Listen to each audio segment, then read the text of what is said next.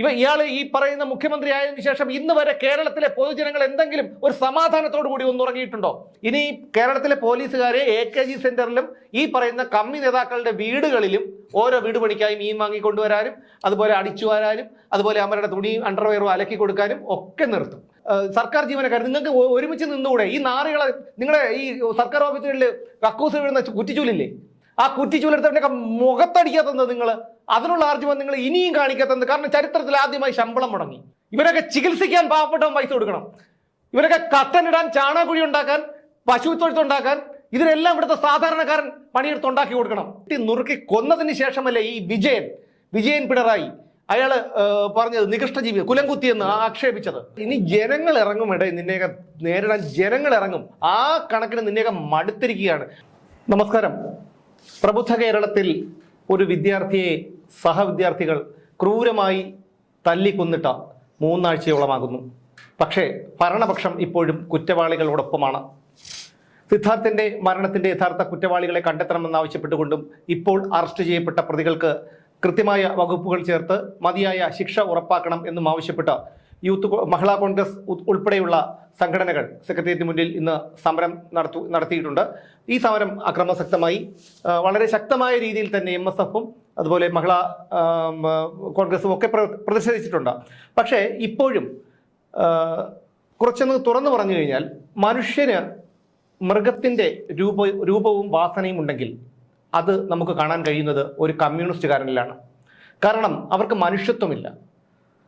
ഈ ഒരു വിദ്യാർത്ഥിയെ 20ഓ 22ഓ വയസ്സായ ഒരു വിദ്യാർത്ഥിയെ അതിക്രൂരമായി 3 ദിവസത്തോളം തല്ലി ചതച്ച് ഒരു മനുഷ്യ ശരീരത്തോട് കാട്ടാവുന്ന ക്രൂരതകളെല്ലാം കാട്ടി കൊന്നിട്ടും ഇപ്പോഴും ഈ അന്തം കമ്മി സഖാക്കളും മൂത്ത സഖാക്കളും കുറെ മനുഷ്യത്വം എന്താണ് എന്ന് പോലും അറിഞ്ഞുകൂടാത്ത കുറെ മനുഷ്യരൂപികളായ കുറെ മാംസപിണ്ഡങ്ങൾ ഇവർ ഈ കൂടി കാണിക്കുന്നത് എന്ന് പറഞ്ഞാൽ വീണ്ടും സിദ്ധാർത്ഥനെ അപമാനിക്കുന്ന തരത്തിലുള്ള പ്രസ്താവനകളാണ് വരുന്നത്. ഞങ്ങൾ മുൻപ് പറഞ്ഞിട്ടുണ്ട്, കഴിഞ്ഞ ആഴ്ച SFIയുടെ സംസ്ഥാന പ്രസിഡന്റ് അനുശ്രീയും കുറെ കമ്മിക്കുട്ടികളും എല്ലാം കൂടി സിദ്ധാർത്ഥിന്റെ വീട് സന്ദർശിച്ചിരുന്നു. ആ സമയത്ത് മാധ്യമപ്രവർത്തകരെല്ലാവരും അവിടെ ഉണ്ടായിരുന്നു. പിന്നീട് ഈ അഫ്സൽ എന്ന് പറയുന്ന ഇപ്പോൾ SFI പ്രതിനിധീകരിച്ച് ചാനൽ ചർച്ചകളിലൊക്കെ വരുന്നത് ഇതുപോലെ വിവരവും വെള്ളിയാഴ്ചയും ഇല്ലാത്ത കുറെ എണ്ണമാണ്. ഇവരെന്താണ് പറയുന്നത് എന്നൊന്നും അവർക്ക് തന്നെ അറിയില്ല. ഇത് ഒരു പ്രേക്ഷകർക്ക് ഒരു കോമഡി ചിത്രത്തിൽ ഒരു സിനിമയിൽ ഒരു തീരെ നമ്മൾ കോമളിത്തരം കാട്ടിയ ആൾക്കാരെ ചിരിപ്പിക്കാനായിട്ട് ഒരു കഥാപാത്രത്തെ ഉണ്ടാക്കുമല്ലോ, അതുപോലെയാണ് ചാനൽ ചർച്ചയ്ക്ക് ഇവന്മാരെ വിളിക്കുന്നത്. വന്നിരുന്ന് കാണിക്കുന്നതൊക്കെ കണ്ടു കഴിഞ്ഞാൽ നമുക്ക് എണീറ്റ് ചെവിക്കല്ലടിച്ച് പൊട്ടിക്കാൻ തോന്നും. ആ കണക്കിന് പ്രേക്ഷകർക്ക് തോന്നുന്ന തരത്തിലാണ് ഇവന്മാരുടെ തലകുലുക്കൽ. അക്ഷയ് ഷാജി എന്ന് പറഞ്ഞ ഒരുത്തനുണ്ട്. അവൻ ജനം TV വന്നിരുന്നിട്ട് മുതിർന്ന മാധ്യമപ്രവർത്തകരും മറ്റുമാണ് വരുന്നത്. അവരൊക്കെ വരുമ്പോൾ ഇവന്റെ ഒരു തലകുലുക്കലും പരിഹാസത്തോടെയുള്ള തലയാട്ടലും ഒക്കെ കണ്ടു കഴിഞ്ഞാലുണ്ടല്ലോ, സത്യം പറഞ്ഞു കഴിഞ്ഞാൽ ഇവരൊക്കെ എന്താണ് ഈ സമൂഹത്തിൽ ചെയ്യുന്നത് എന്ന്, എന്ത് ഗുണമാണ് ഉള്ളത് എന്ന് നമുക്ക് മനസ്സിലാവുന്നില്ല. അപ്പോഴും ഈ അഫ്സൽ പറഞ്ഞത് അനുശ്രീ സിദ്ധാർത്ഥിന്റെ കുടുംബത്തോട് മാപ്പ് പറഞ്ഞു എന്നാണ്. എന്നാൽ സിദ്ധാർത്ഥിന്റെ അച്ഛനും അമ്മയും പറയുന്നു അങ്ങനെ മാപ്പ് പറഞ്ഞിട്ടില്ല, ഇനി പറഞ്ഞാലൊട്ട് മാപ്പ് നൽകുകയുമില്ല എന്നാണ്. അങ്ങനെയാണ് പറഞ്ഞത്. അതായത് ഇനി മാപ്പ് മാത്രമല്ല, അനുശ്രീയുടെ അച്ഛൻ ഒരു ചോദ്യം ചോദിച്ചു. അനുശ്രീയുടെ സിദ്ധാർത്ഥന്റെ അച്ഛൻ അനുശ്രീയോട് ചോദിച്ചു. അനുശ്രീയോട് സിദ്ധാർത്ഥന്റെ അച്ഛൻ ചോദിച്ചത്, അങ്ങനെയാണെങ്കിൽ ഞങ്ങൾ ഇതിൽ പങ്കാളിയായിപ്പോയി, ഞങ്ങൾ ക്ഷമ ചോദിക്കുന്നു എന്നൊക്കെ പറഞ്ഞു. ഞങ്ങൾക്ക് ബുദ്ധിമുട്ടുണ്ട്, ഞങ്ങൾ അവർക്കെതിരെ നടപടി എടുക്കുന്നുണ്ട് എന്നൊക്കെ പറഞ്ഞപ്പോൾ, എന്നാൽ നിങ്ങൾ എന്തുകൊണ്ട് സിദ്ധാർത്ഥന്റെ മരണത്തിന് എതിരെ നിങ്ങൾ സമരം ചെയ്യുന്നില്ല? നിങ്ങൾ എല്ലാത്തിനും സമരം ചെയ്യുന്നവരാണല്ലോ. മരണം പ്രതികളെ ഉടനെ അറസ്റ്റ് ചെയ്യണമെന്ന് പറഞ്ഞ് നിങ്ങൾ എന്തുകൊണ്ട് സമരം ചെയ്യുന്നില്ല? നിങ്ങൾ എന്തുകൊണ്ട് അത്തരം കാര്യങ്ങളിൽ ഇടപെടുന്നില്ല എന്ന് ചോദിച്ചു. അനുശ്വരിക്ക് ഒന്നും പറയാനില്ലായിരുന്നു, മിണ്ടാതെ അവിടെ ഇരുന്നു. അല്ല, അല്പമെങ്കിലും മനുഷ്യത്വം ഉള്ളിൽ അവശേഷിച്ചിട്ടുണ്ടെങ്കിൽ ആ ഒരു അച്ഛൻ്റെയും അമ്മയുടെയും മുൻപിൽ ഈ പറയുന്ന നേതാവും പരിവാരങ്ങളും വരില്ലായിരുന്നു. കാരണം അവർക്ക് ഒരു മാന്യത ഉണ്ടായിപ്പോയി. ആ സിദ്ധാർത്ഥിൻ്റെ ബന്ധുക്കൾക്കും അച്ഛനും അമ്മയ്ക്കൊക്കെ ഒരു മാന്യത ഉണ്ടായിപ്പോയി, നാട്ടുകാർക്കുമൊക്കെ. ഇല്ലെങ്കിൽ ഈ രീതിയിലല്ലായിരുന്നു അവരോട് പ്രതികരിക്കുന്നത്. മുതിർന്ന സഹാക്കൾക്ക് അവിടെ പോകാൻ പറ്റാത്തത് കൊണ്ട് ഈ പിള്ളേരെ പറഞ്ഞു വിട്ടതായിരിക്കാം. അല്ല, ചിഞ്ചുറാണി മന്ത്രി ചിഞ്ചുറാണി അവിടെ ചെന്നിട്ട് അടുത്ത് നിന്ന ആളിനോട് ചോദിക്കുകയാണ്, എന്താണ് പയ്യന്റെ പേരെന്താണ്? അത് പറയട്ടെ, അതിനെയും മിണ്ടാതിരിക്കേണ്ടതല്ല. എന്തൊരു അവകാശമാണെന്ന് ഒരു മന്ത്രിക്ക് ഇത്രയും കേരളത്തിൽ നടന്ന ഒരു വലിയൊരു വിഷയം, ഇത്രയും വലിയൊരു വിവാദമായ സംഭവം, അതിലെ ആ കൊല്ലപ്പെട്ട അല്ലെങ്കിൽ മരിച്ച ആ ഒരു പയ്യന്റെ പേരറിഞ്ഞുകൂടാന്ന് പറഞ്ഞാൽ എന്തൊരു കഷ്ടമാണ് ഒരു മന്ത്രി എന്ന് പറയുന്നത്. അല്ല, അതിൽ അത്ഭുതപ്പെടേണ്ടതില്ല. കാരണം എന്ന് വെച്ചാൽ കമ്മി മന്ത്രിമാരല്ലേ, അവർക്ക് അവരുടെ ഉള്ള നിലവാരം നമുക്ക് ഊഹിക്കാവുന്നതേ ഉള്ളൂ. അതുകൊണ്ട് വിവരവും വെള്ളിയാഴ്ചയും ബോധവും ഒന്നും അച്ഛനെ, അത് ജയപ്രകാശിന്റെ അച്ഛനെ സമ്മതിക്കണം. അച്ഛൻ അത് തുറന്നു. ജയപ്രകാശിന്റെ അല്ല, സിദ്ധാർത്ഥിന്റെ അച്ഛൻ ജയപ്രകാശ്. പ്രശ്നമാണ്. അല്ല ചേട്ടൻ, ഞാൻ ഇന്ന് പാർട്ടി കമ്മിറ്റിക്ക് അങ്ങനെ പോയായിരുന്നു. അല്ല, ഇന്നലെ 2 ദിവസം ഇവിടെ വന്നില്ല. പാർട്ടി കമ്മിറ്റിക്ക് അങ്ങനെ പോയി, സത്യം പറയണം. അല്ല, അങ്ങനെ പോയിട്ടുണ്ടെന്ന് എനിക്ക് തോന്നുന്നു. പ്രശ്നം ഉണ്ടായിരുന്നു, അതുകൊണ്ടാണ് ഞാൻ പിന്നെ വയ്യാതിരുന്നത്. അതിന്റെ വിഷമം ഇപ്പോഴും ഉണ്ട്, ശരീരത്തിലുണ്ട്. അപ്പൊ അതിന്റെ ഒരു വിഷമം. ഞാൻ വിചാരിച്ചു പാർട്ടിയുടെ മീറ്റിംഗിന് എന്തോ പോയതുപോലെ തോന്നുന്നു. അതിന്റെ ഹാങ് ഓവറാണ് തോന്നുന്നത്. എന്തായാലും അദ്ദേഹത്തിനെ ഞാൻ സമ്മതിക്കുന്നു, ജയപ്രകാശിനെ, സിദ്ധാർത്ഥിന്റെ അച്ഛനെ. കാരണം അദ്ദേഹം വളരെ സ്ട്രോങ് ആയിട്ടാണ് നിൽക്കുന്നത്. സാധാരണ ഇങ്ങനെ ഒരു ഇരയാക്കപ്പെടുന്ന ഒരു വീട്ടിലെ രക്ഷാകർത്താക്കളോ അല്ലെങ്കിൽ ബന്ധുക്കളോ ഇങ്ങനെ സ്ട്രോങ് ആയിട്ട് നിൽക്കാറില്ല. നമ്മൾ പല സംഭവങ്ങളും ഇതിനു മുമ്പ് കണ്ടിട്ടുണ്ട്. പക്ഷേ ഇത്രയും സ്ട്രോങ് ആയിട്ട് കാര്യങ്ങൾ പറയുക, അത് ഇരിക്കുന്ന ഗവൺമെന്റിന് എതിരായിട്ട് ഇത്രയും ശക്തമായി പറയാൻ കഴിയുക എന്ന് പറയുന്നത് അദ്ദേഹത്തിനെ സമ്മതിക്കണം. കാരണം അദ്ദേഹത്തിന്റെ ആർജവം, അദ്ദേഹത്തിന്റെ ആ ധൈര്യം. അതിലൊരു കാര്യമാണ്, ഞങ്ങൾ അവിടെ ആ വീട്ടിൽ പോയി കണ്ടതാണ്. അതായത് അദ്ദേഹം ഒരു സാധാരണ മനുഷ്യനാണ്. ഈ സാധാരണ മനുഷ്യൻ അദ്ദേഹം 15 വർഷത്തോളമായി ഗൾഫിലെ ഒരു നിർമ്മാണ കമ്പനിയിൽ സൂപ്പർവൈസറായിട്ട് ജോലി ചെയ്യുകയാണ്. ആ സൂപ്പർവൈസർ എന്നുള്ള ഒരു പേരൊക്കെ ഉള്ളൂ. ഞാൻ ഗൾഫിൽ ഉണ്ടായിരുന്ന ആളാണ്. അപ്പം നമുക്കറിയാൻ പറ്റും എങ്ങനെയുണ്ട് സൂപ്പർവൈസർ എന്ന് പറയുമ്പോഴും ഒക്കെ. അവിടെ എന്താണ് ഒരു എന്താണ് കൺസ്ട്രക്ഷൻ മേഖലയിൽ സൂപ്പർവൈസർ ആയിരുന്നാൽ പോലും അവരുടെ ഒരു കഷ്ടപ്പാടൊക്കെ അവിടെ ഗൾഫിൽ ജോലി ചെയ്യുന്നവർക്ക് ഊഹിക്കാൻ കഴിയുന്നുള്ളൂ. ആ മനുഷ്യൻ ഇത്രയും ഈ പൊരുവെയിലത്ത് കിടന്ന് കഷ്ടപ്പെടുന്നത് മക്കൾക്ക് വേണ്ടിയാണ്. 2 ആൺകുട്ടികളാണ്. അതിലൊരു പയ്യന്, അവൻ നല്ലതുപോലെ പഠിക്കുമായിരുന്നു, പല വിഷയങ്ങളിലും അവൻ മികവ് കാണിക്കുമായിരുന്നു. അവനിലായിരുന്നു അദ്ദേഹത്തിന്റെ പ്രതീക്ഷ. പക്ഷെ ആ പ്രതീക്ഷയാണ് ഈ പറയുന്ന വേട്ടമൃഗങ്ങൾ, SFI വേട്ടമൃഗങ്ങൾ കടിച്ചു കീറിക്കളഞ്ഞത്. അദ്ദേഹം ഇപ്പോഴും പറയുന്ന ഒരു കാര്യമുണ്ട്, കുടുംബം എഴുതി വിറ്റിട്ടാണെങ്കിലും ശരി ഞങ്ങൾ ഈ കേസ് നടത്തുമെന്നാണ് അദ്ദേഹം പറഞ്ഞിട്ടുള്ളത്. അത് എന്തായാലും അതിനൊരു മാറ്റം ഉണ്ടാവുമെന്ന് തോന്നുന്നില്ല. അതാണ് ഞാൻ പറഞ്ഞത്, അദ്ദേഹത്തിന്റെ ആ ഒരു ധൈര്യവും ആർജവവും, അദ്ദേഹത്തിന്റെ ആ ഒരു സ്റ്റേൺ ആയിട്ടുള്ള നിലപാട്, അതാണ് ഈ കേസിനെ ഇത്രയും സ്ട്രോങ് ആയിട്ട് കൊണ്ടുപോകാൻ പ്രേരിപ്പിക്കുന്നത്. ബാക്കി എന്തൊക്കെ ഉണ്ടെങ്കിലും ശരി തന്നെ, ഏത് പ്രസ്ഥാനങ്ങളും പ്രതിപക്ഷങ്ങൾ സമരം ചെയ്തിട്ടൊന്നും കാര്യമില്ല.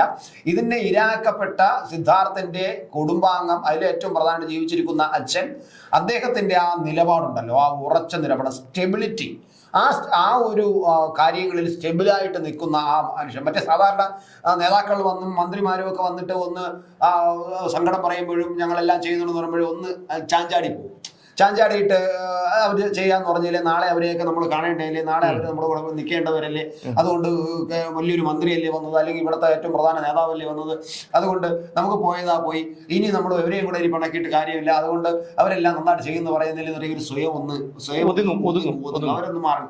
പക്ഷേ ഞാൻ കണ്ടത് ഇതുവരെയാണ്. അതാണ് ഞാൻ പറഞ്ഞത്, ഇതുവരെയുള്ള പിന്നെ ഇതുപോലെ സംഭവങ്ങൾ നടന്നിട്ടുള്ളവോ വീട്ടുകാര് ആദ്യമൊക്കെ അങ്ങ് സ്ട്രോങ് ആയിട്ട് നിൽക്കും, പിന്നീട് ഈ നേതാക്കന്മാർ വന്ന് കാണുമ്പോൾ ചെയ്യുന്ന നേതാക്കന്മാർ ഫോണിൽ വിളിക്കും, അല്ലാതെ പറയും, പിന്നെ ഭീഷണിപ്പെടുത്തും, അങ്ങനെ പലതരത്തിൽ, പിന്നെ പ്രകോപിപ്പിക്കും, പിന്നെ പ്രീണിപ്പിക്കും, പ്രീണിപ്പിക്കും, പണി കൊടുക്കാന്ന് പറയാം, അങ്ങനെ പലതും പറയും. അപ്പൊ ഇതെല്ലാം വരുമ്പോൾ അങ്ങ് അയഞ്ഞു പോകും. പക്ഷെ ഇദ്ദേഹം അതിനകത്ത് സ്ട്രോങ് ആയിട്ട് നിൽക്കുന്നു, വളരെ സ്റ്റേബിൾ ആയിട്ട് നിൽക്കുന്നു എന്ന് പറഞ്ഞാൽ അവിടെയാണ് ഞാൻ ഈ കേസ് വളരെ സ്ട്രോങ് ആയിട്ട് തന്നെ മുന്നോട്ട് പോകും നമുക്ക് പ്രതീക്ഷിക്കാൻ കഴിയുന്നത്. അതുകൊണ്ടാണ്. മാത്രമല്ല സുമേഷേ, ഈ കേസ് ഇപ്പോഴും പോലീസ് വളരെ തന്ത്രപരമായിട്ട് കളിക്കുകയാണ്. അല്ല, പോലീസ് വളരെ തന്ത്രപരമായി കളിക്കുകയാണ്. അത് മാത്രമല്ല, ഈ പറയുന്ന പെൺകുട്ടി, അവളുടെ മുഖം ഇതുവരെ പുറത്തു വന്നിട്ടില്ല, അവളുടെ അഡ്രസ് പുറത്തു വന്നിട്ടില്ല. തൃശ്ശൂർക്കാരിയാണ്, ഒരു പോലീസ് ഓഫീസിലെ മിനിസ്ട്രിയൽ സ്റ്റാഫാണ് അമ്മ. അവരുടെ മകളാണ്. പോലീസ് കമ്മീഷണർ ഓഫീസിൽ നിന്നുള്ള കർശന നിർദ്ദേശം കൊണ്ടാണ് അവളുടെ പേര് പുറത്തു വിടാത്തതെന്നാണ് പറയുന്നത്. പക്ഷെ കൃത്യമായിട്ടുള്ള ഒരു അന്വേഷണം വന്ന് അവളെ കൂടും കുടുക്കി അടക്കം പുറത്തു വരും. പെൺകുട്ടിയാണ് പേര് പുറത്തു. പക്ഷേ പെൺകുട്ടിക്ക് എന്താ പ്രശ്നം? പെൺകുട്ടിക്ക് എന്ത് തെമ്മാടിത്തരം കാണിക്കാവുന്ന എല്ലാവരും അങ്ങനെ സംസാരിക്കുന്നത്? അതല്ല, അങ്ങനെയല്ല. അത് നമ്മുടെ സമൂഹത്തിൽ അങ്ങനെ ചില അവരെ കേസ് എടുക്കാം. അല്ല, നിയമത്തിന്റെ വഴിക്ക് പോകും. നിയമത്തിന്റെ മുന്നിൽ എല്ലാവരും തുല്യരാണെങ്കിൽ ആണും പെണ്ണും എല്ലാവരും ഒന്നാണ്. ആനുകൂല്യങ്ങൾ കൈപ്പറ്റുമ്പോൾ മാത്രം വന്നിട്ട് അയ്യോ ഞാൻ പെണ്ണാണേ എനിക്ക് ആനുകൂല്യം വേണേ, അതെന്ത് തെമ്മാടിത്തരമാണ്? അത് ശരിയായ ഒരു നടപടിയല്ല. നിയമമാണ് മാറേണ്ടത്. ആണുങ്ങളാണ് ഒരു കുറ്റകൃത്യം ചെയ്താൽ അവന്റെ അടിവസ്ത്രം, അവന്റെ ചത്തുപോയ അപ്പൻ ഏത് അണ്ടർവെയറാണ് ഇട്ടിരുന്നത്, അതിന്റെ അളവ്, അതിന്റെ കമ്പനി, സകല കാര്യങ്ങൾ മാധ്യമങ്ങൾ റിപ്പോർട്ട് ചെയ്യും. അത് മാധ്യമങ്ങളുടെ കുഴപ്പമല്ല, ഇവിടുത്തെ നിയമത്തിന്റെ കുഴപ്പമാണ്. അവളുടെ ഈ അഡ്രസ്സോ അല്ലെങ്കിൽ അവളെ യഥാർത്ഥത്തിൽ പ്രതി ചേർക്കേണ്ടതല്ലേ? അല്ല, കേസെടുത്ത് കഴിഞ്ഞാൽ ആ പേര് പുറത്തു വരും, പ്രതിയായി കഴിഞ്ഞാൽ പേര് പുറത്തു വരും, പിന്നെ മാധ്യമങ്ങൾ പറയാൻ പറ്റും. അല്ലാതെ ഒരു കാരണവുമില്ലാതെ നിൽക്കുന്ന ഒരു പെൺകുട്ടിയുടെ പേര് നമുക്ക് പറയാൻ പറ്റില്ലല്ലോ. അപ്പോൾ അത് അവര് ഒന്നുമല്ല, അവര് പ്രതിയല്ല, ഒന്നുമല്ല, ഞാൻ ഇതിൽ പങ്കെടുത്തിട്ടില്ല എന്ന് പറഞ്ഞാൽ നമുക്ക് ചെയ്യാൻ പറ്റില്ല. അതാണ് എൻ്റെ പ്രധാന പ്രശ്നം എന്ന് പറയുന്നത്. അപ്പൊ എന്തായാലും ഈ പോലീസ് കളിക്കുന്നു എന്ന് പറഞ്ഞാൽ, പോലീസ് ഇപ്പോ റിമാൻഡ് റിപ്പോർട്ട് കൊടുത്തതിൽ പോലും പോലീസ് തന്ത്രപരമായി കളിച്ചു എന്ന് പറയുകയാണ്. വളരെ ഇവരാകെ ചുമത്തിയിരിക്കുന്ന ഒരു ഗുരുതരമായ കുറ്റം എന്ന് പറഞ്ഞാൽ കുറ്റകരമായ ഗൂഢാലോചന. അതിന് അങ്ങേറ്റം പോയി കഴിഞ്ഞാൽ 2 വർഷമാണ്. അത് കുറ്റകരമായ ഗൂഢാലോചന അല്ലല്ല, അത് എപ്പോഴാണ് കേസെടുത്തത്? ഇപ്പോഴാണ് കേസ്. അതെ, അതാണ് ഞാൻ പറഞ്ഞത്. ഒരുപാട് വിമർശനങ്ങൾ വരികയും പിന്നെ സോഷ്യൽ മീഡിയകളിൽ ചർച്ച വരികയും ചാനൽ ചർച്ചകളിൽ പ്രമുഖന്മാരായ, അതായത് എനിക്ക് അറിയാവുന്ന retired justice Kamal Pasha sir ഉൾപ്പെടെയുള്ളവർ വന്നിട്ട് ഇന്ന വകുപ്പ് അനുസരിച്ച് കേസ് എടുക്കേണ്ടതിന് എന്തുകൊണ്ട് എടുക്കുന്നില്ല എന്ന് ചോദിച്ചതിന് ശേഷമാണ് ഈ ഗൂഢാലോചന കുറ്റം ചേർത്തത്. അല്ലാതെ വെറും ഒരു റാഗിംഗ് കേസ് മാത്രം എടുത്താണ് ഇവരെ രക്ഷപ്പെടുത്താൻ നോക്കിയത്. മാത്രമല്ല, നമ്മൾ റിമാൻഡ് റിപ്പോർട്ട് നോക്കുമ്പോൾ കാണാം, റിമാൻഡ് റിപ്പോർട്ടിൽ പോലീസിന്റെ ഒരു തന്ത്രം. പോലീസിന്റെ തന്ത്രം എന്ന് പറഞ്ഞാൽ, ഇപ്പൊ പത്രങ്ങൾക്ക് കൊടുത്തത് റിമാൻഡ് റിപ്പോർട്ടിൽ ഇത് കൊലപാതക സാധ്യതയുണ്ട്, അതുകൊണ്ട് കൂടുതൽ അന്വേഷിക്കണം എന്ന് ഒരു വരി ചേർത്തിട്ടുണ്ട്. അതിന് പത്രങ്ങൾക്ക് അവർ കൊടുത്തു, പോലീസുകാർ. അത് ഞങ്ങൾ കൊലപാതകം ഉണ്ട്, അതുകൊണ്ട് ഞങ്ങൾക്ക് അങ്ങനെ ഒരു നിഷ്പക്ഷമായിട്ടാണ് ഞങ്ങൾ അന്വേഷിക്കുന്നത്, അതുകൊണ്ടാണ് റിമാൻഡ് റിപ്പോർട്ട് ഞങ്ങൾ പിന്നെ ഇത് കൊലപാതക സാധ്യത ഉണ്ടെന്നും അന്വേഷിക്കണമെന്ന് പറഞ്ഞത് എന്ന് പറഞ്ഞ് ആ വരിയും ആ ഒരു ഭാഗവും മാധ്യമങ്ങൾ കൊടുക്കും. മാധ്യമങ്ങളാണെങ്കിൽ കിട്ടിയപാടെ എടുത്തടിക്കാൻ വേണ്ടി അവർ വേറെ അന്വേഷിക്കാൻ എടുത്തടിക്കും. അതാണ് നമ്മൾ കണ്ടത്. അപ്പോൾ നമ്മൾ വിചാരിച്ചു, ഓഹോ, പോലീസ് എന്ത് നല്ല പോലീസ്, കാരണം കൊലപാതക സാധ്യതയുണ്ടെന്ന് പോലീസ് പറഞ്ഞിരിക്കുന്നു, അതുകൊണ്ട് അന്വേഷിക്കണമെന്ന് പറഞ്ഞു. പക്ഷേ ആ റിമാൻഡ് റിപ്പോർട്ടിൽ തന്നെ മറ്റൊരു പേജിൽ പറഞ്ഞിരിക്കുന്നത്, ഇയാൾ ഇത്രയധികം പീഡനം സഹിക്കുകയും ഇത്രയും മർദ്ദനം സഹിക്കുകയും ചെയ്തപ്പോൾ അദ്ദേഹത്തിന് സ്വയം ഇനി ഞാൻ ഈ ശരീരം കൊണ്ട് ജീവിച്ചിരിക്കേണ്ട ആവശ്യമില്ല, അതുകൊണ്ട് ഞാൻ ഇനി ഇങ്ങനെ ഒരു മാനസികാവസ്ഥയിലായി, അതുകൊണ്ട് അയാൾ അത്തരത്തിൽ ഒരു മരണത്തിലേക്ക് സ്വയം എത്തിച്ചേരാനുള്ള മാനസിക അവസ്ഥയിലേക്ക് എത്തിപ്പെട്ടതിനാൽ അദ്ദേഹം സ്വയം അദ്ദേഹത്തിന് ജീവനൊടുക്കാൻ സാധ്യതയുണ്ട് എന്നും പറയുന്നു. അപ്പൊ ഈ 2 കാര്യങ്ങൾ, അതായത് കൊലപാതക സാധ്യത ഉണ്ടെന്ന് പോലീസ് പറയുകയും എന്നാൽ അദ്ദേഹം സ്വയം ജീവനെടുക്കാൻ സാധ്യതയുണ്ടെന്ന് പറയുകയും ചെയ്യുമ്പോൾ, ഈ റിപ്പോർട്ട് കോടതിയിൽ പോകുമ്പോൾ കോടതിയിൽ നിങ്ങൾ എന്താണ് ഈ റിപ്പോർട്ട് വെച്ചിരിക്കുന്നത് എന്ന് പറയുമ്പോൾ ഈ പ്രതിഭാഗം വക്കീലന്മാർ ഇതിലായിരിക്കും പിടിക്കുന്നത്. പക്ഷേ ഇന്ന് മറ്റൊരു വെളിപ്പെടുത്തൽ പുറത്തു വന്നിട്ടുണ്ട്. കാരണം ആ കോളേജിലെ ഒരു ജീവനക്കാരന്റെ ശബ്ദ സംഭാഷണം പുറത്തു വന്നിട്ടുണ്ട്. അതായത് ഈ കുട്ടിയെ കൊന്ന് കെട്ടിത്തൂക്കിയതാണ് എന്ന തരത്തിലാണ് അദ്ദേഹത്തിന്റെ ഒരു ഫോൺ സംഭാഷണം പുറത്ത് വന്നിട്ടുള്ളത്. സുമേഷ്, ഏകദേശം നമ്മള് ഒരു സാധാരണ മനുഷ്യന്, നമ്മൾ ഈ സാധാരണ പറയുന്നില്ല, നമ്മൾ അരിയാരം കഴിക്കുന്ന ഏതൊരു വ്യക്തിക്കും മനസ്സിലായി ഇവന്മാരെ കൊന്നു കെട്ടിത്തൂക്കിയാണ്. ഇവര് ഇങ്ങനെ അടിച്ച് പീഡിപ്പിച്ച് വെള്ളം കൊടുക്കാതെ ഇട്ടിരുന്ന് ഇവരിങ്ങനെ നിരീക്ഷിച്ചിരിക്കുകയായിരുന്നു. നിരീക്ഷിച്ച് വന്നപ്പോൾ ഇവന് ജീവനില്ലാതാകുന്നു. പിന്നെ എടുത്ത് ആശുപത്രി കൊണ്ടുപോയ പ്രശ്നമാകുമെന്ന് മനസ്സിലായി. പിന്നെ ആ ജീവന്റെ 90% പോയ സമയത്ത് മിക്കവാറും എടുത്ത് കെട്ടിത്തൂക്കി. പിന്നെ ഒന്ന് കാര്യം കാണിക്കണം, ഇവൻ ആത്മഹത്യ ചെയ്തു എന്ന് പറയാൻ പോലീസിന് എന്ത് ന്യായമാണുള്ളത്? കാരണം അങ്ങനെ റിമാൻഡ് റിപ്പോർട്ടിൽ എഴുതി വെച്ചിരിക്കുകയാണ്. അതായത് ഇവർ താമസിക്കുന്ന റൂമിൽ 21 നമ്പർ റൂമാണ്. അതൊരു SFI സംസ്ഥാന സെക്രട്ടറിയുടെ റൂമും കൂടെയാണ്. സംസ്ഥാന സെക്രട്ടറി അല്ല, യൂണിറ്റ് സെക്രട്ടറി അവരുടെ പേര് ഞാൻ പറഞ്ഞത്. അപ്പൊ ആ റൂമും കൂടെയാണ്. അപ്പൊ ആ 21 റൂമിലാണ് ഈ പീഡനം മൊത്തം നടന്നത്. അവിടെ നിന്ന് 3-4 റൂം കഴിഞ്ഞാലാണ് ഈ ബാത്റൂമിലെത്തുക. ഈ നമ്മുടെ വീട്ടിലെ റൂം പോലെ അറ്റാച്ച്ഡ് ബാത്റൂം അല്ല. അപ്പൊ 3-4 റൂം കഴിഞ്ഞ് വേണം അവിടെ ബാത്റൂമിലെത്താൻ. ഇങ്ങനെ ഒരു 72 മണിക്കൂറിലധികമായിട്ട് ഒരു തുള്ളി വെള്ളം പോലും വായിലെത്താതെ അതിന്റെ മാത്രമല്ല അടിയും നിർജ്ജലീകരണം മൊത്തം ശരീരത്തിന് ആരോഗ്യമില്ല. അതിന്റെ കൂടെ തന്നെ ആഹാരം കിട്ടിയിട്ടില്ല, വെള്ളം കിട്ടിയിട്ടില്ല, പിന്നെ അടിയും ഇടിയും ഒക്കെ കൊണ്ട് അവശനായി മൂടിപ്പൊതിച്ച് കിടന്ന ഒരുത്തൻ എങ്ങനെയാണ് ഈ 5-6 റൂം കടന്നു? അതെ, അതാണ് നടന്നു പോകുന്നത്. എങ്ങനെയും നമുക്ക് മനസ്സിലാക്കാം. നടക്കാനുള്ള ആരോഗ്യമില്ല, ശരി, എഴഞ്ഞു പോയിട്ട് എങ്ങനെയാണ് ഇതിന്റെ മുകളിൽ കുരുക്കിട്ട്? ഇഴഞ്ഞു പോകുന്ന ഒരു മനുഷ്യൻ ഇത്രയും അവശനായി മുറിവൊക്കെ ഉള്ള ഒരു വ്യക്തി, ശരീരത്തിൽ ചതവും മുറിവൊക്കെ ഉള്ള ഒരു വ്യക്തി, ഇവൻ ഇങ്ങനെ നടന്ന് ഒരു നല്ല ആരോഗ്യമുള്ളവർ നടന്നു പോയാൽ പോരാ, തറയെ വീണ്ടും ഒക്കെ ആയിരിക്കും അവിടെ. ഇതിൽ മറ്റൊരു കാര്യം കൂടിയുണ്ട്. അതായത് എറണാകുളം മഹാരാജാസ് കോളേജിലെ വിദ്യാർത്ഥി അഭിമന്യു, SFI നേതാവായ അഭിമന്യു വീട്ടിൽ നിന്ന് അഭിമന്യുവിനെയാണ് സഹപാഠി ഫോൺ ചെയ്ത് വരുത്തുന്നത്, വരുത്തിയിട്ടാണ് അവനെ വകവരുത്തുന്നത്. അതേ കാര്യമാണ് ഇതിൽ സംഭവിച്ചിട്ടുള്ളത്. അതായത് അത് കൃത്യമായിട്ടുള്ള ഗൂഢാലോചനയും അത് കൃത്യമായിട്ടുള്ള മുകളിൽ നിന്നുള്ള നിർദ്ദേശവും സ്വന്തം പാർട്ടിക്കാരൻ തന്നെയാണ് ചെയ്തിട്ടുള്ളത്. കറക്റ്റ് കൃത്യമായിട്ടുള്ള നിർദ്ദേശം, നിങ്ങൾ എന്ത് വേണോ ചെയ്തോ, ഞങ്ങൾ പാർട്ടി പിന്നിലുണ്ട്. ഇതിന്റെ അന്വേഷണം എത്തുന്നത് ഇവന്മാരെ ഈ കൃത്യമായ രീതിയിൽ അന്വേഷണം നടത്തി കഴിഞ്ഞാൽ അന്വേഷണം എത്തുന്നത് പല മുതിർന്ന CPM നേതാക്കളിലായിരിക്കും. പിന്നെ ഗഗാറിൻ, ഇവരൊക്കെ പേരാണ് ഏറ്റവും വലിയ രസം. ഗഗാറിൻ, ഇപ്പൊ ഇതിലൊരു പ്രതി ബിൽഗേറ്റ്സ്, ഗഗാറിൻ വയനാട് CPM ജില്ലാ സെക്രട്ടറി. അയാള് ഈ പറയുന്ന രാഷ്ട്രീയ വിശദീകരണ യോഗത്തിൽ പറഞ്ഞത് ഒരു വളരെ അപമാനിക്കുന്ന രീതിയിലാണ്. ആ ഒരു ചുക്കുമില്ല എന്ന് പറഞ്ഞാൽ ഇനി ജനങ്ങൾ ഇറങ്ങും, നിന്നെയൊക്കെ നേരിടാൻ ജനങ്ങൾ ഇറങ്ങും. ആ കണക്കിന് നിന്നെയൊക്കെ മടുത്തിരിക്കുകയാണ്. അതുപോലെ 2-3 ഇവനെയൊക്കെ പ്രസവിച്ചതാണെന്ന് എനിക്ക് ഞാൻ തോന്നുന്നില്ല കേട്ടാ. ഇതൊക്കെ എന്താണ്, ഈ മുട്ടയിട്ട് വിരിയിച്ചതോ അല്ലെങ്കിൽ ഈ പറയുന്നത് പോലെ ഈ ചാണക ഇതങ്ങടെ നുരച്ച് പുഴു ഉണ്ടാവുമല്ലോ, അങ്ങനെയും കണ്ട നുരഞ്ഞ ബന്ധമാണ്. ഒരു 3-4 പേര് നിന്നിട്ട് പറയാണ് ഞങ്ങൾ MSFകാരാണ്, SFIക്കാർ അങ്ങനെ ചെയ്തിട്ടില്ല. നിങ്ങൾ എന്ത് അടിസ്ഥാനത്തിലാണ് അങ്ങനെ റിപ്പോർട്ട് ചെയ്തത്? കണ്ടായിരുന്നോ അത്? ഞങ്ങൾ MSFകാരാണ്, SFIക്കാർ അങ്ങനെ ചെയ്തിട്ടില്ല. നിങ്ങൾ എവിടെ നോക്കിയിട്ടാണ് ഇത് റിപ്പോർട്ട് ചെയ്യുന്നത്? മാധ്യമ പ്രവർത്തകരോട് തട്ടിക്കയറുകയാണ് 4-5 പയ്യന്മാര്.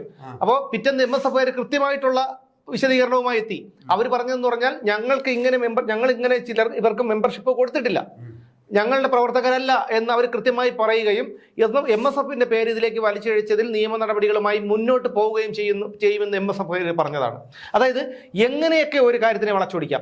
ഇന്നലെ ഏതോ 2-3 പെമ്പിള്ളേര് നിന്നിട്ട് ഇതുപോലെ അങ്ങനെ അവരും ചോദിക്കുന്ന ചോദ്യം ഇതാണ്, നിങ്ങൾക്ക് എങ്ങനെ അറിയാം, മാധ്യമ പ്രവർത്തകർക്ക് എങ്ങനെ അറിയാം അവിടെ ഇതൊക്കെ നടന്നു എന്നുള്ള കാര്യം?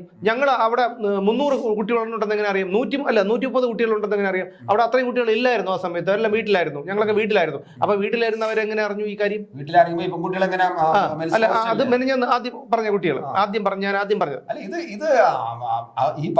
അതായത് അത് പറഞ്ഞു വന്നത് എന്താണെന്ന് വെച്ചാൽ, ഇവര് ഇതുപോലെ ഉള്ള കുറ്റകൃത്യങ്ങൾ നടക്കുമ്പോൾ ഇവർ രക്ഷിക്കാൻ വേണ്ടി പലതും ചെയ്യും. അതാണ് ആന്തൂരിലെ സാജൻ, അതായത് ഇപ്പോഴത്തെ പാർട്ടി സെക്രട്ടറിയായ MV ഗോവിന്ദന്റെ ഭാര്യ PK ശ്യാമള പ്രവർത്തനാനുമതി കൊടുക്കാത്തതിനാൽ ആത്മഹത്യ ചെയ്ത, തന്റെ കൺവെൻഷൻ സെന്ററിന് പ്രവർത്തനാനുമതി കൊടുക്കാത്തതിന് ആത്മഹത്യ ചെയ്ത ആന്തൂരിലെ പാറയിൽ സാജൻ. ഈ സാജൻ മരണപ്പെട്ട് 24 മണിക്കൂർ തികയുന്നതിന് മുൻപ് പാർട്ടി പത്രമായ ദേശാഭിമാനിയിൽ പ്രസംഗം എഴുതി.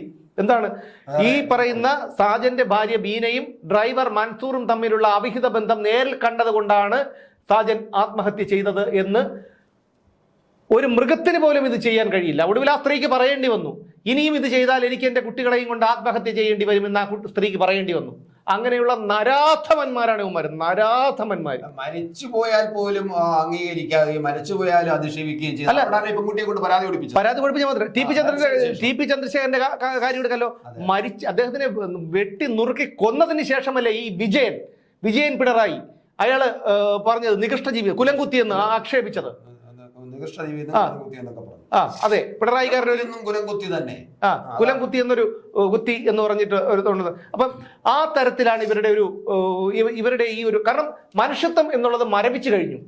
ഇവർ ഈ പറയുന്നത് പോലെ ഈ ക്രിമിനലുകളെ, ഈ പറയുന്ന ഇപ്പൊ അറസ്റ്റ് ചെയ്തതായിട്ട് ക്രിമിനലുകളുണ്ടല്ലോ, ഇവന്മാരെ വാർത്തെടുക്കുന്നത് കൊടിസുനിമാരും. കാരണം കൊടിസുനിയൊക്കെ നടു ഒടിഞ്ഞു. കാരണം ജയിലിൽ നിന്ന് കിട്ടിയത്, പോലീസിന്റെ കയ്യിൽ നിന്ന് കിട്ടിയത്, ഇതൊക്കെ കൊണ്ട് ഇവന്മാരുടെ നടു ഒടിഞ്ഞു. അത് മാത്രമല്ല, ഇനി ഇരട്ട ജീവപര്യന്തമൊക്കെ കഴിഞ്ഞ് വരുമ്പോഴത്തേക്കും 44 ആകും. 10-20 വർഷമാകുമ്പോൾ പിന്നെ എണീറ്റ് നിൽക്കാൻ പറ്റാത്ത ഒരു അവസ്ഥയിലാവും.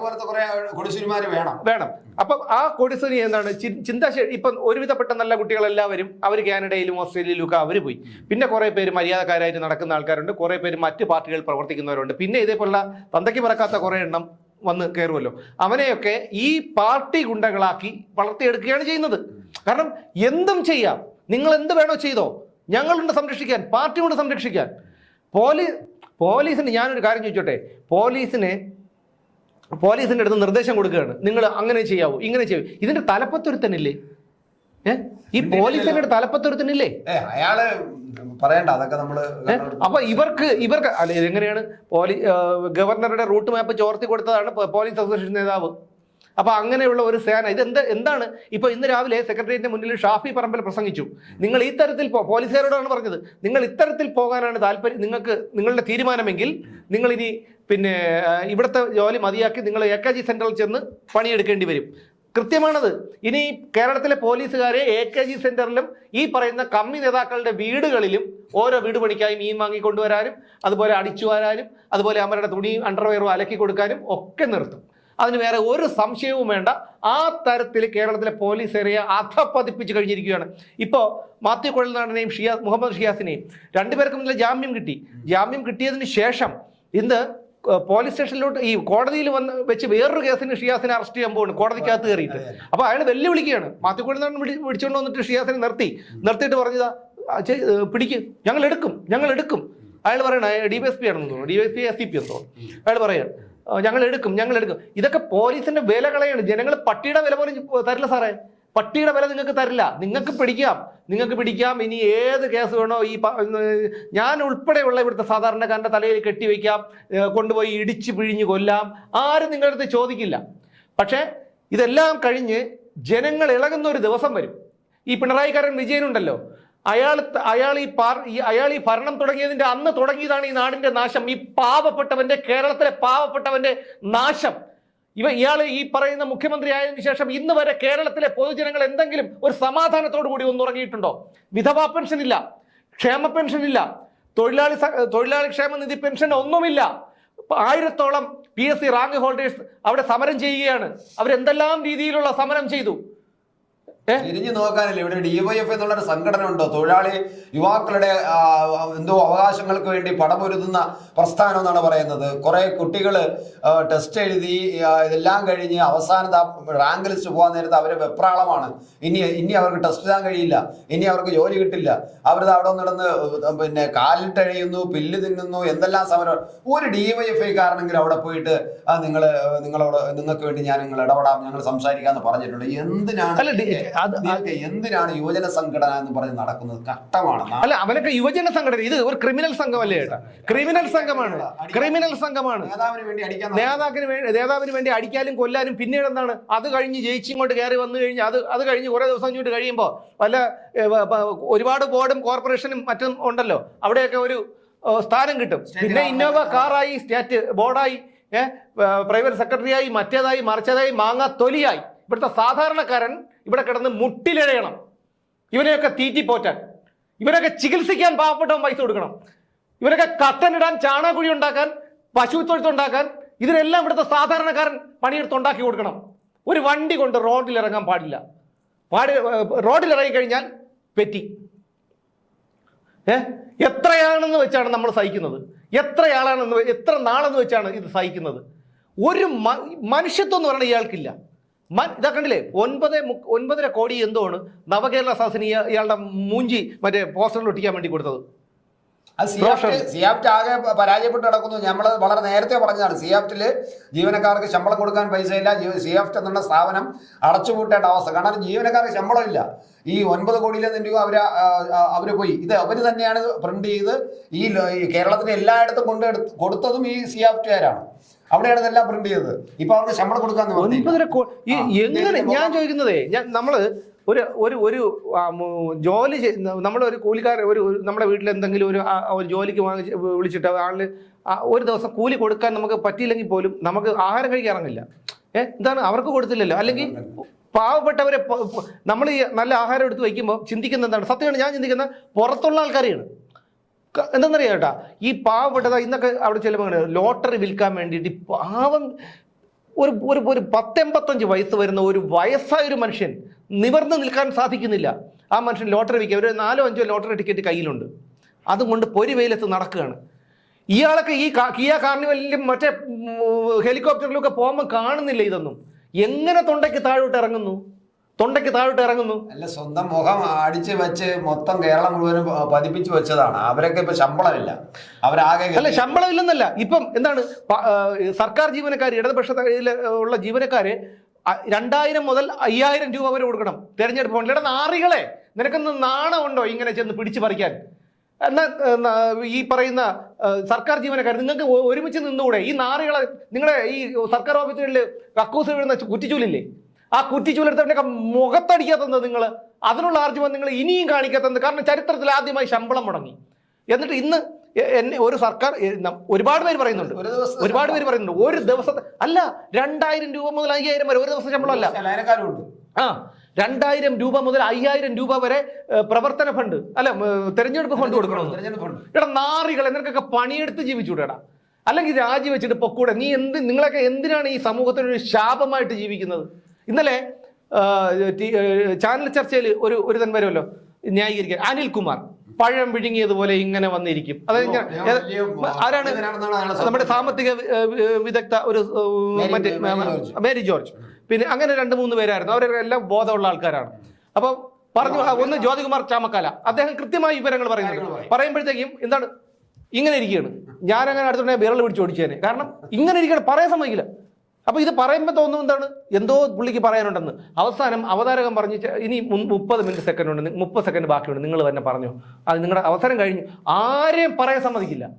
അപ്പോൾ ജ്യോതികുമാർ ചാമക്കാല ഈ വിഷയം എടുത്തിട്ടു, സർക്കാർ ജീവനക്കാരിൽ നിന്ന് നിങ്ങൾ പിരിച്ചെടുക്കുന്നില്ലേ തെരഞ്ഞെടുപ്പ് ഫണ്ട് എന്ന് ചോദിച്ചപ്പോൾ പറഞ്ഞെന്ന് വെച്ചാൽ നിങ്ങളെപ്പോലുള്ള കോർപ്പറേറ്റ് മുതലാളിമാരല്ല, രാജീവ് ചന്ദ്രശേഖരനെയും ശശി തരൂരിനെയൊക്കെയാണ് ഉദ്ദേശിക്കുന്ന കോർപ്പറേറ്റ് മുതലാളിമാരല്ല, ഞങ്ങളെ സാധാരണക്കാരാണ്. കിഴങ്ങ മുകേഷ് സാധാരണക്കാരനാണോ? മുകേഷ് ഏമാരിഫ് സാധാരണക്കാരനാണോ? ഇവിടെ ഏത് CPM നേതാവിനാണ് ഇത്രയും അൻവർ സാധാരണക്കാരൻ? ഏത് CPM നേതാവിനാണ് പിന്നെ കോടികളുടെ ആസ്തി ഇല്ലാത്തത്? ഈ കള്ളയത്ത് തൊഴിലാളിയായ മുണ്ടയിൽ കോറന്റെ മകൻ വിജയൻ പിണറായിക്കില്ലേ കോടികളുടെ ആസ്തി? കോടികളുടെ ആസ്തി എന്താണ്? ഇതിൽ നമ്മുടെ തെരഞ്ഞെടുപ്പ് പത്രികയിൽ സത്യവാങ്മൂലത്തിൽ പറഞ്ഞിരിക്കുന്നതനുസരിച്ച് തന്നെ ഏകദേശം 5 കോടി എന്തുണ്ട്. അപ്പൊ എത്രയായിരിക്കും ഒന്നാലോചിച്ചു. അല്ല മാത്രമല്ല ഈ പ്രസ്ഥാനം തന്നെ ഒരു കോർപ്പറേറ്റ് സ്ഥാപനം, കോർപ്പറേറ്റ് സ്ഥാപനം. ഇത് അണികളല്ല ഇതിലുള്ളത്, ആശ്രിതർ മാത്രമാണ് ഇപ്പൊ ഈ പാർട്ടിയിലുള്ളത്. ഒരു കോർപ്പറേറ്റ് കമ്പനിയാണ്. EP ജയരാജനും വിജയൻ പിണറായിയും ഒക്കെ ഇതിന്റെ കോർപ്പറേറ്റ് മുതലാളിമാരാണ്. ഈ നിൽക്കുന്ന ഇവരുടെ കൊടി പിടിക്കുന്നതും മുദ്രാവാക്യം വിളിക്കുന്നതും പിരിവിന് നടക്കുന്നതൊന്നും അണികളല്ല, ആശ്രിതരാണ്. അണ്ടി ഓഫീസിലും പാൽ സൊസൈറ്റിയിലും സഹകരണ ബാങ്കിലും ഒക്കെ തൂപ്പ് ജോലിയും കക്കൂസ് ജോലിയും ക്ലർക്ക് ജോലിയൊക്കെ കിട്ടിയവന്മാരാണ്. അവന്മാർ ആ പണി പോവാതിരിക്കാൻ വേണ്ടിയിട്ടാണ് ആശ്രിതരായിട്ട് നിൽക്കുന്നത്. എന്നിട്ട് അനിൽകുമാർ പറയുന്നത് എന്താണെന്നറിയാം? പിന്നെ ഞങ്ങള് ആരുടെയൊന്നും ഭീഷണിപ്പെടുത്തില്ല, സ്വമേധയാ തരുന്നതാണ്. ഇയാളൊരു അഡ്വക്കേറ്റ് ആണെന്ന് പറയുന്നു കോട്ടയത്തെ. അദ്ദേഹത്തിന്റെ പേര് അദ്ദേഹം വളരെ ജ്ഞാനിയും പരിജ്ഞാനിയൊക്കെയാണ്. ഈ പ്രസ്ഥാനമാണ് ലോകത്തിലെ ഏറ്റവും വലുത്. കാരണം നമ്മള് സത്യം പറഞ്ഞാൽ അത് ആ സമയത്തൊക്കെ ഓഫ് ചെയ്ത് കളയുക. അത്രയും ചേട്ടാ ഓഫ് ചെയ്യലെന്ന് രക്തം തിളയ്ക്കും. നമ്മളെ സാധനം ഉണ്ടല്ലോ മാറ്റി അപ്പുറത്തോട്ട് അല്ല എന്തെന്നറിയാമോ, നമ്മളത് ചാനൽ ചർച്ച കാണുന്നത് എന്തിനെന്നറിയാമോ? മറ്റവർ പറയുന്നത് ഈ മേരി ജോർജ് അതുപോലെ ഈ അവരൊക്കെ പറയുന്നത് നമുക്ക് കുറെ ഗുണം ചെയ്യും, ഇത് കേൾക്കാൻ വേണ്ടിയിട്ടാണ്. അവിടെയാണ് ഈ ബഫൂണിനെ പോലെ ഈ മണ്ടന്മാരെ പിടിച്ചോണ്ടിരുത്തുന്നത്. ഈ പിടിച്ചോണ്ടിരുത്തിയാലോ ഒരു കോപ്പും അറിയില്ല, മറ്റുള്ളവരെ പറയാൻ സമ്മതിക്കില്ല. ഒരു മിനിറ്റ് ഇത് തന്നെയാണ് യോമാരെല്ലാം പറയുന്നത്. ഇന്നലെ ഒരു പുതിയ അടവ് കണ്ടുപിടിച്ചിട്ടുണ്ട് അനിൽകുമാർ. കൈ മറ്റെല്ലാ വിരൽ ഒടിഞ്ഞതുപോലെ ഇങ്ങനെ വെച്ചിട്ടുണ്ട്, ഇങ്ങനെ വെച്ചുകൊണ്ട് ഇരിക്കുകയാണ്. എന്തൊരു കഷ്ടമാണെന്നറിയാമോ? ഇവർക്ക് സർക്കാർ ജീവനക്കാർക്ക് ശമ്പളമോ ഇല്ല, അതിൽ നിന്ന് പോലും പിരിച്ചെടുക്കാൻ വേണ്ടിയിട്ട് എൻ്റെ ഒരു സുഹൃത്ത് ആയിട്ടുള്ള ഒരു അധ്യാപിക അവരത് പറഞ്ഞതാണ്. 2000 രൂപ അവരെടുത്ത്. അപ്പൊ അവർ പറഞ്ഞു എൻ്റെ 2000 രൂപ ഇല്ല, ഞാൻ എൻ്റെ ഇപ്പോൾ ഇല്ല, 1000 രൂപ തരാം എന്ന് പറഞ്ഞു. അപ്പൊ 1000 രൂപ പോരാ, ഞാൻ അവരുടെ സുഹൃത്താണ് വന്നത്, ഞാൻ ഇത് കൊടുക്കാം, നീ എനിക്ക് 4 തവണയായിട്ട് തിരിച്ചു തന്നാൽ മതി എന്ന്. അപ്പൊ കൂടെ വന്നവന് ഇഷ്ടപ്പെട്ടില്ല, അതാണ് മറ്റവണ് മറിച്ചതെന്ന് പറഞ്ഞ് അവൻ വലിയ ചൂടായി. അപ്പൊ ഇവരൊക്കെ കൊണ്ട് കൊടുത്തിരിക്കുകയാണ്. എന്നിട്ട് ഞങ്ങൾ അപ്പുറം 4 ലക്ഷം രൂപ അവിടെ കൊടുക്കാനുണ്ട്, അല്ല സാറിന് അവിടെ 4 ലക്ഷം കടമുണ്ട്, അദ്ദേഹം നമുക്ക് 3000 തന്നു. അത് എന്തിനാണ് ഇവര് പത്രം വാങ്ങിക്കണമെന്ന് ഇഷ്ടപ്പെട്ടിട്ടാണ് ചെന്ന് നിർബന്ധിച്ച് ഭീഷണിപ്പെടുത്തിയല്ലേ വാങ്ങിക്കുന്നത്. ഒരു പിന്നെ ലാബിൽ ചെന്നപ്പോ രാവിലെ ഞാൻ പോയതാണ്.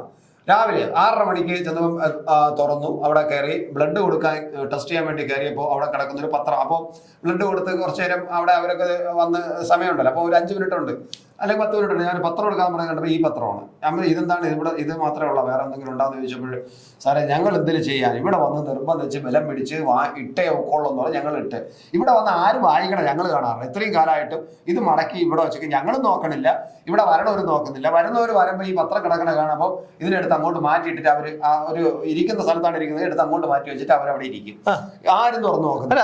അവിടെ നിർബന്ധിച്ച് വാങ്ങിക്കുകയാണ്. അല്ല ഭീഷണി നിർബന്ധമല്ലല്ലോ, ഭീഷണിയല്ലേ. ഇവിടെ ഞങ്ങൾ സിദ്ധാർത്ഥന്റെ വീട്ടിൽ ചെന്നപ്പോൾ ഈ അനുശ്രീയൊക്കെ അതിനകത്തിരിക്കുകയാണ്.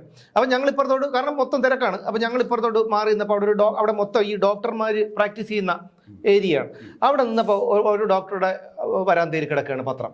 കാരണം അവർക്ക് പത്രത്തിന്റെ ആവശ്യമില്ല, ഡോക്ടർ വൈകുന്നേരം വരുന്ന ആളാണ്. അദ്ദേഹം വന്നു കഴിഞ്ഞാൽ അദ്ദേഹത്തിന് രോഗികളെ നോക്കാനുള്ള സമയം പോലും കിട്ടുന്നില്ല. അതിനിടയ്ക്ക് ഈ പത്രം, ഈ നിങ്ങൾ ആക്രിക്കടയിൽ പോവുക, ഈ പഴയ പത്രമൊക്കെ എടുക്കുന്ന കടയിൽ, അവിടെ മറ്റ് പത്രങ്ങളും ദേശാഭിമാനി നോക്കുക. ദേശാഭിമാനി പ്രിന്റ് ചെയ്ത് മെഷീനിൽ നിന്ന് എങ്ങനെയാണോ ഇറങ്ങുന്നത് അതേപോലെ ഇരിക്കും. ഒരു വീട്ടിലും പത്രം കമ്മികൾ നോക്കൂലെന്നേ. കമ്മികൾ നോക്കൂലെന്നേ. ഒരു കാര്യം കൂടി പറഞ്ഞ് അവസാനിപ്പിച്ചോളാം. നമ്മൾ തുടങ്ങിയത് വേറെ ചർച്ചയാണ്, പക്ഷേ യുവമാരെ കുറിച്ച് പറയാൻ തുടങ്ങി ഞാൻ ഇനി 365 ദിവസം വേണമെങ്കിലും തുടർച്ചയായിട്ട് പറയും. കാരണം ഈ കൊറോണ വന്ന സമയത്ത് ഞാനിവിടെ ഈ പട്ടം പ്ലാമൂടിലുള്ള ഒരു ഹോട്ടൽ റെസ്റ്റോറൻറ്റിൽ ഫുഡ് കഴിച്ചുകൊണ്ടിരിക്കുകയാണ്. അപ്പോൾ ഈ കൊറോണ എന്താണെന്നൊക്കെ ജനങ്ങളിൽ ഒരു ഭീതി ഉണ്ടായിരുന്ന ഒരു സമയമാണ്. ഇത് എന്താണെന്നുള്ള കാര്യം ഒന്നും കറക്റ്റായിട്ട് ആർക്കും അറിയില്ല. അപ്പോൾ എന്താണ് സാമൂഹിക അകലം പാലിക്കണം എന്നൊക്കെ ഉള്ള ഒരു ഇതൊക്കെ വന്നപ്പോൾ നമ്മൾ ഇത് കഴിച്ചുകൊണ്ടിരിക്കുന്ന സമയത്ത് സന്ധ്യ സമയമാണ്. അപ്പോൾ അവിടെ ഒരു കയ്യിൽ ബക്കറ്റ്, ചുവന്ന ബക്കറ്റ് കണ്ടപ്പോൾ തന്നെ എനിക്ക് പിടി കിട്ടി. അപ്പോൾ വേറെ 3 പേരുണ്ട് മൊത്തം. ഒരുത്തൻ്റെ കയ്യിൽ ബക്കറ്റ് വന്നപ്പോഴത്തേക്കും ബാക്കി പൈസ എവിടെ എന്ന് ചോദിച്ചു. അപ്പോൾ വന്ന ഉടനെ ചോദിക്കുന്നത് കൗണ്ടറിൽ പൈസ എവിടെ? അപ്പോൾ അങ്ങനെ പറഞ്ഞ് പൈസ ഞാൻ ഇന്നലെ 500 തന്നില്ലേ. 500 തന്നാൽ പറ്റില്ല, 2000 വേണം. അപ്പോൾ അതിനോട് ഞാനും ഈ പാർട്ടിയിൽ പ്രവർത്തിക്കുന്ന ആളാണ്, ഇവിടെ കണ്ടില്ലേ ഈ ഇതുപോലുള്ള ഒരു ഇത് എന്തിനാണ് കൊറോണ നിർമ്മാർജ്ജന യജ്ഞം. കൊറോണ എന്താണെന്ന് പോലും അപ്പോൾ ആ സമയത്ത് COVID-19 എന്നൊക്കെ ഒന്ന് കണ്ടുപിടിക്കുക ഒന്നും ചെയ്തിട്ടില്ല. അത് ഈ വന്ന സമയമാണ്. ഇറ്റലിയിൽ ഒരാൾ വന്നു, അവിടെ നിന്ന് ഒരുത്തൻ കുറ്റിയും പറിച്ച് ഇവിടെ വന്നിട്ട് ഇറങ്ങി ഓടിയില്ലേ, അവനല്ലേ ഇവിടെ മലയാളത്തിൽ കൊണ്ടുവന്നത്. ആ സമയത്താണ്. അപ്പം അവിടെ നിന്ന് വന്നിട്ട് അപ്പോൾ അയാൾ പറഞ്ഞു അതൊന്നും അറിയണ്ട, ഞങ്ങൾ വൈകുന്നേരം ഒന്നും കൂടി വരും, 2000 രൂപ തന്നില്ലെങ്കിൽ നാളെ കട തുറക്കണ്ട ഒന്ന് പറഞ്ഞിട്ട് പോവുകയാണ്. ഞാൻ അവനെയല്ല, ഇവൻ്റെ തന്തയാണ് ആലോചിച്ചത്. ദൈവമേ, ഇങ്ങനെ ഒരെണ്ണത്തിന് ഒരു എന്ത് പറയാൻ പൊതുവേദിയിൽ പറയാൻ പറ്റില്ല. പക്ഷേ എന്തായാലും ഈ പറഞ്ഞു വന്നത് മറ്റൊന്നാണ്. ഇനിയെങ്കിലും കേരളത്തിലെ ജനങ്ങളെ നിങ്ങളോട് ഒന്നേ പറയാനുള്ളൂ, ഇവന്മാർക്ക് നിങ്ങൾ വോട്ട് കൊടുക്കരുതെന്ന് മാത്രമല്ല, ഇവന്മാരെ ഇവന്മാരെ ഒറ്റപ്പെടുത്തുക. ഇവിടെ എത്രയോ രാഷ്ട്രീയ പാർട്ടികളുണ്ട്, എന്തുകൊണ്ടാണ് നമുക്ക് അവരെക്കുറിച്ച് പറയേണ്ടി വരാത്തത്? എത്രയോ രാഷ്ട്രീയ നേതാക്കളുണ്ട്, എന്തുകൊണ്ടാണ് അവരെക്കുറിച്ച് പറയേണ്ടി വരാത്തത്? കാരണം അവരൊന്നും സാധാരണ മനുഷ്യർക്കുള്ള ഒരു ചെറിയ ബലഹീനതകളും മറ്റു കാര്യങ്ങളും മാത്രമേ ഉള്ളൂ. ഇത് മനുഷ്യന്റെ രൂപമുണ്ട് കാണിക്കുന്നത് അന്യഗ്രഹ ജീവികളുടെ സ്വഭാവം. ഒന്ന് ആലോചിച്ച് നോക്കിയാണ്. അതുകൊണ്ട് ഞാൻ പറഞ്ഞു യുവമാർക്ക് വോട്ടേ കൊടുക്കരുത്. കാരണം വേറൊരു കാര്യം കൂടിയുണ്ട്. ഈ പറയുന്ന ഇപ്പോഴത്തെ ലോക്സഭാ ഇലക്ഷനിൽ MP ഗോവിന്ദൻ പറഞ്ഞൊരു കാര്യമുണ്ട്, യുവത്വമാണ് LDF സ്ഥാനാർത്ഥികൾ. KK ശൈലജ 60 വയസ്സ്, ബാലകൃഷ്ണൻ മാസ്റ്റർ 80 വയസ്സ്, മുകേഷ് 67 വയസ്സ്, AM ആരിഫ് 61 വയസ്സ്, തോമസ് ചാഴിക്കാടൻ 77 വയസ്സ്. തോമസ് ചാഴിക്കാടൻ കോട്ടയം 77 വയസ്സ്, MP ജയരാജൻ 65 വയസ്സ്. പിന്നെ അതുപോലുള്ള തോമസ് ഐസക് 67 അത്ര ഉണ്ട്, പുള്ളിക്കാരനും അത്രയും ഉണ്ട്. അപ്പം ഇതാണ് ഇവരുടെ രീതി. ആൾക്കാരെ പറഞ്ഞു പറ്റിക്കുകയാണ് കേട്ടോ. ഒരു ഉളുപ്പും ഇല്ല എന്നുള്ളതാണ്. ഒരു കള്ളം പറയാനൊന്നും ആൾക്കാരെ നിരത്തി നിർത്തിയിട്ടാണ് യുവത്വം എന്ന് പറയുന്നത്. ഇത് അതങ്ങ് വിശ്വസിച്ചോണ്ടാണ്. അത് ആൾക്കാർ വിശ്വസിച്ചുകൊള്ളാം, ഞങ്ങൾ പറയുന്നത് ശരിയാണ് എന്ന് വിശ്വസിച്ചോളാം. അതാണ് ഞാൻ പറഞ്ഞത്. ഇവന്മാരുടെ ഒരു 7-8 പിരി ലൂസാണ്. അതായത് ഈ 7-8 പിരി എന്ന് പറഞ്ഞാൽ യുവമാരുടെ ഇതെന്ന് പറഞ്ഞു കഴിഞ്ഞാൽ ഒരു 30 വർഷം പിന്നിലേക്കാണ്. 30 വർഷമൊന്നും അല്ല, അവർ ഒരുപാട് പിന്നിലാണ്. 30 ഏറ്റവും കുറഞ്ഞത് 30-40 വർഷം പിന്നിലേക്കാണ് യുവമാരുടെ ചിന്തയും രീതികളും. കാരണം ഇത്രയും അതുമല്ല കേട്ടോ, ഈ പറയുന്നത് ആദിമ മനുഷ്യന്റെ ആ ഒരു ലെവലിൽ എത്തിയിട്ടേ ഉള്ളൂ. കാരണം അതുകൊണ്ടാണല്ലോ ഇത്രയും ക്രൂരമായ കൊലപാതകങ്ങളൊക്കെ നടത്തുന്നത്. അല്ലേ, ഒരുപാട് പിന്നിലാണ്, ഒരുപാട് പിന്നിലാണ്. അതിനിടയ്ക്ക് ഒരു കാര്യം കൂടി പറഞ്ഞോട്ടെ. SI ലിസ്റ്റിൽ 500ഓളം പേര് അനധികൃതമായിട്ട് കയറി കൂടി കണ്ടായിരുന്നോ? PSC list.